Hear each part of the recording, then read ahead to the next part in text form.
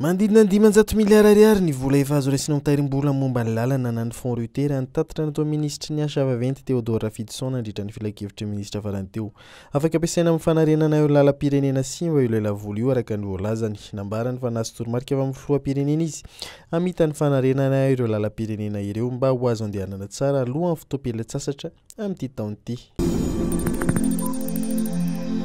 Nivenan-dranomasina ao amin'ny lakan-drano Mozambika ny rivo-doza Jikeleji rehefa avy nikitika ny sisy tany atsinanana Mozambika ao Malalatsinainy ary mizotra miatsinanana manatona morontsiraka andrevan'ny Madagasikara. Ikisaka miana tsy moatsinanana izy manomboka an'io raha ny tombatomba ny foibe famantarana ny toetrandro ka heverina andalo ny manodidina 900 km miala ny morontsiraka andrefana natsimon'ny Madagasikara raha pitsoalina amin'ny tanjaka rivo-doza mahery vaika.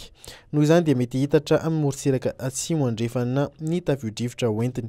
Mba ho fiomanana manoloana izany dia nahazo filazana amin'ny loko maitso ny faritra Androy sy ny distrikan'ny Morobe, Toliara voalohany sy faharoa, Sakara, Betioka atsimo ary Ampani.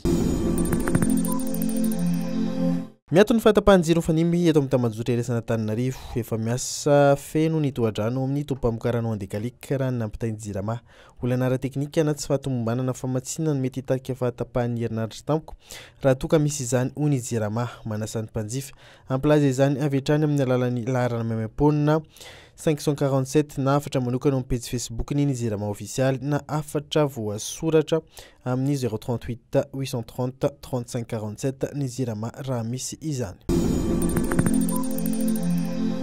Nitsokatra ny alatsinainy 12 janoary teo ny fisoratana anarana amin'ny fanadina-mpanjakana BEPC. Manana roa volana latsak'eo ireo mpianatra sy ny ray aman-dreniny anaterana ireo antota taratasy ilaina amin'ity fanadina-mpanjakana ho an'ny kilasy fahasivy. Ny 7 marsa izao no hifarana ny fandraisana ny antota taratasy amin'ny fanadinana ity.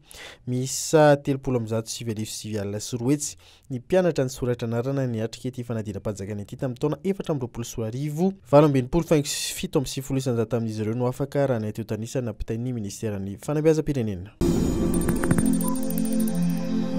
Itoerana Manakara ny fanomanana ataon'ny Barea Aprima izay atrika ny fiadina ny tombon-dakan'i Afrika amin'ny taranjam-baolina kitra na ny Shanna izay nanomboka ny voalohan'ny volana febroary izao.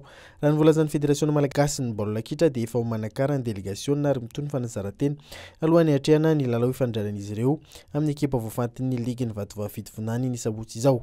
Raha ny Pitsola Arby moa no fantatra ireo ekipa-pirenena iray vondrona Madagasikara ary orin'izay vao ifampidinika amin'ireo ekipa-pirenena izay tsy iray vondrona amin'ny Barea ny Federasion Malagasy mikasika ireo lalao fitsapana roa izay kasain'ny Romuald Rakotonabe atao alohan'ny fifaninanana.